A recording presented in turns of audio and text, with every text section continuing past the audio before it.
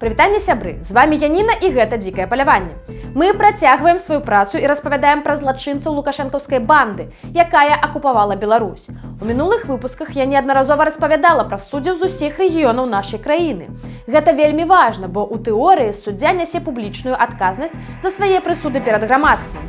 Менавіта таму суддзямі становяцца найбольш дасведчаныя паважаныя спецыялісты, якім давяраюць людзі. Але гэта дакладна не пра Беларусь, дзе ўсё перагорнута з ног на голову. За апошнія пару год сістэма запляміла сябе настолькі, што знайсці адносна парадачнага чалавека ў ёй даволі складана, а шуканцаў і мудакоў вышэй за галаву. Вось і даводзіцца разбірацца, хто большы мудак, а хто меншы. Такую працу, напрыклад, правялі праваабаронцы вясны, вызначыўшы самых прадуктыўных суддзяў, сутачнікаў за мінулы год, якія актыўней за ўсіх займаліся адміністратыўнымі пераследамі. Азнаёміліся з гэтым спісам стаханаўцаў і мы. Некаторыя траплялі да нас і раней, але нам варта сачыць за бягучымі падзеямі. Таму чарговы спіс злачынцаў у мантыі. Але перад тым, як пачаць, я папрашу вас паставіць пад гэтым відэо падабайку, падпісацца на канал і напісаць некалькі слоў у каментарах для распаўсюджвання гэтага відэа. Таксама, калі вам падабаецца тое, што мы робім, вы можете дапамагчы нашай камандзе матэрыяльна. Спасылка для донатаў у апісанні. Цяпер пачынаем. Ярохіна Марыя. Суд Фрунзенскага района Мінску. Стаханаўка канвееру рэпрэсій. Агулам за 2 гады прысудзіла як мінімум 2679 сутак і больш за 80 000 рублёў штрафаў. Вядома тым, што на судовых працэсах не звяртае ўвагі на заявы пра збіванні і катаванні, а кажа, што гэта не мае дачынення да справы. Ну а каля суддзе няма справы да катавання ў падследчых, то што тут сказаць? Ім пляваць на закон і на справядлівасць, і на грамадства, якому нібыта служыць. Мы ўжо распавядалі пра гэтага мярзотніка. Каразюк Дмітрый, суд цэнтральнага раёну Мінска. Ён адзін з самых вядомых і жорсткіх суддзяў, прысудзіў больш за 50 000 штрафаў і больш за 2700 сутак арышту. У лютым 2022 года ён асудзіў студэнта 5-го курса БНТУ на 15 сутак за тое, што той фатаграфаваў жанчыну з плакатам «Спыніце вайну» і блакітна-жоўтымі балонікамі. Таксама актыўна судзіць і па крымінальных справаў. Даў Менчуку 3,5 гады калоніі за абразу Лукі, Ярмошынай, Качанавай, Макея і іншых гаўнюкоў. Шкада, конечно, што пра натоўп бруду, што пакуль завецца беларускай уладай, беларусы ўнутры краіны не могуць выказвацца вольна. Але я упэўнена, што прыйдзе час і пра кожнага можна будзе казаць голасна і ўслых. І сваё пачэснае месца ў конкурсе мярзотнікаў атрымае і спадар Карсюк. Наступны ў спісе Кудласевіч Геннадзь. Суд Іванаўскага раёна. Судзіў мясцовых жыхароў пасля масавых затрыманняў у горадзе. Падчас аднаго з працэсаў пачаў крычаць на затрыманую, бо не зразумеў, чаму яна не адчыняла брамку невядомым людзям у чорным адзенні. Таксама судзіў за дэфамацыю ў бок сілавікоў і Лукі. Напрыклад, даў 2 гады калоніі чалавеку за тое, што той нібыта напісаў у соцсетках пра Лукашэнку, устроил терроризм и геноцид в стране, еще и оккупацией занялись.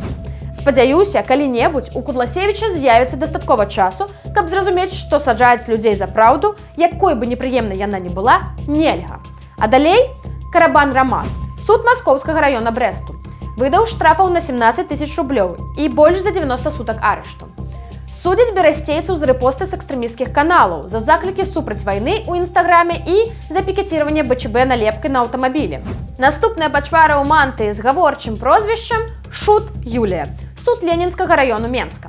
Часта разглядае адміністрацыйныя справы паводле палітычных артыкулаў. Выдала штрафаў на 23 000 рублёў і каля 1500 сутак арышту. Судзіла людзей за ўдзел у антываенных мітынгах пасля масавых затрыманняў 27 лютага. І спраўна штампуе прысуды за ўдзел у пратэстах. Мяне заўжды цікавіла, ці усведамляюць такія суддзі, што могуць самі апынуцца на лаўцы падсудных за такія дзеянні. Гэта ж не геройства, не абарона закону, а ламанне чалавечых лёсаў дзеля абслугоўвання дупы Лукашэнкі. Будзе цікава паслухаць спадарню Шут на слуханнях у судзе ўжо над ёй. Наступная ў спісе Копач Аксана, суд Баранавіцкага раёну і гораду Баранавічы. Дзесяткі чалавек былі асуджаны да арыштаў і велізарных штрафаў. Судзіць і па крыміналках. Прысудзіла год калоніі жыхару Баранавічаў за тое, што развешваў нацыянальныя сцягі на лініях электраперадач. Наступнае гаворчае прозвішча ў спісе Балаболова Зінаіда, Новаполацкі гарадскі суд. Гнусная поскудь, што выносіць серыйныя прысуды. Яна дала па 15 сутак 5 раз запар старшыні незалежнага прафсаюза «Нафтан» Ольгай Брецікавай. Праз некалькі месяцаў пасля вызвалення яшчэ 2 разы, прычым за малюнак «Нет вайне» ў соцсетках, за які ўжо было пакаранне.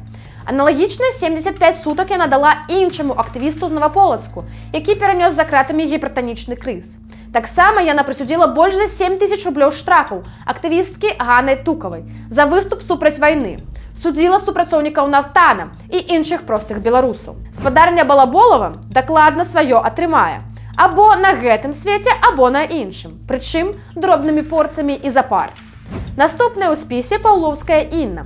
Суд Баранавіцкага раёну і гораду Барановічы. Актыўна раздае суткі і штрафы. Таксама шмат разоў судзіла за абразу прадстаўнікоў так званай улады і Лукашэнкі. Хаця ўжо шмат разоў гаварылася, што нельга абразіць тое, што не мае гонару і сумлення. Наступны прадажны твар – кніжонак Галіна. Суд Мазырскага раёну. Разглядае і адміністрацыйныя, і крымінальныя палітычныя справы. У лістападзе адправіла на суткі палітвязня Глеба Койпіша, які адбывае тэрмін на хіміі. Судзіла людзей па справе Зельцера. Судзіла па абразу прадстаўнікоў рэжыму і ўдзел у акцыях пратэсту. Прычым выносіла рэальныя тэрміны па 2-3 гады калоніі і больш. Наступная – Леўсік Ганна. Суд Ленінскага раёну Гродна. У лютым мінулага года яна аштрафавала гарадзенку Тацьяну Саўко на 800 рублёў за распаўсюд экстрэмісцкіх матэрыялаў.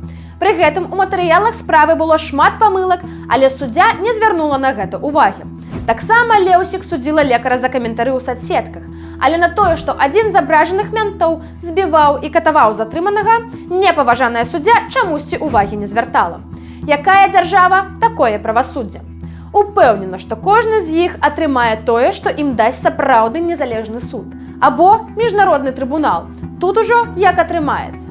А пакуль гісторыя помсты. Пра аргентынскую хунту, яе ўзлёт злачынстве і хуткі скон вядома шмат. Калі не ўдавацца ў дэталі, да ўлады прыйшлі вайсковыя, якія распачалі тэрор супраць палітычных апанентаў і любых патэнцыйна нелаяльных. Дзесяткі тысяч чалавек былі забіты. Каля сотні тысяч прайшлі праз турмы. Як і водзіцца, срод хунтаў яна развалілася таму, што прайграла маленькую пераможную вайну. У гэтым выпадку за Фалклендскія выспы. Далей пачаўся доўгі і складаны працэс змагання за справядлівасць і прыцягнення да адказнасці вінаватых. Тут нас цікавіць, як менавіта адбываўся пераслед суддзяў. Новы ўрад вырашыў, што ўсе суддзі, працаваўшыя пры дыктатуры, пазбаўляліся гарантый займання сваёй пасады. Прычым гэта тычылася і тых, хто пачаў працаваць і да перавароту, але ўсё ж такі прысягнуў вайсковай хунце. Быў распачаты працэс праверкі суддзяў. З 500 чалавек 70% здолелі ўтрымацца на сваіх пасадах. Але ў сталічным судзе была звольнена большасць суддзей, бо менавіта там мусілі адбывацца суды над вайсковымі злачынцамі. І, канешне же, праверка не адсела ўсіх суддзяў, якія мелі дачыненне да злачынства ў дыктатуры. Неабходнасць таго, каб суды працавалі і палітычны гандаль стрымлівалі працэс ачышчэння. Але сваякі загінуўшых і былыя увязненыя працягвалі весці публічныя кампаніі і ціснулі на ўлады. І здолелі намагчыся свайго. Так, у ліпені 2017 года 4 былыя федэральныя суддзі былі прызнаныя вінаватымі ў злачынствах супраць чалавечнасці і прыгвараны да пажыццёвага зняволення за свае паводзіны у перыяд дыктатуры. Іх імёны – Роланда Карыза, Гельмера Петра Рекабарен, Луіза Мірет, Аціла Рамана. Хаця на здымках яны і выглядаюць як бодрыя, вясёлыя дзяды. Яны былі асуджаныя за няздольнасць расследаваць скаргі на выкраданне, катаванне і знікненне людзей. Асуджаныя суддзі не толькі былі зацверджаны на пасадзе ў 1984 годзе, але і апасля атрымалі павышэнне па службе і былі зняты толькі ў 2011 годзе, пасля прад'яўлення абвінавачванняў. Не спадзяюся, што гэтая гісторыя прымусіць фігурантаў спіса аб чымсьці задумацца, але яна дае надзею, што нават самыя самаўпэўненыя пачвары прыйдуць да адказнасці, і кожны палітычны прысуд абавязкова адаб'ецца на іх будучыні. А як вы лічыце, што трэба рабіць з беларускімі суддзямі? З вами была Яніна, гэта дзікае паляванне, і да новых хуткіх сустрэч. Жыве Беларусь!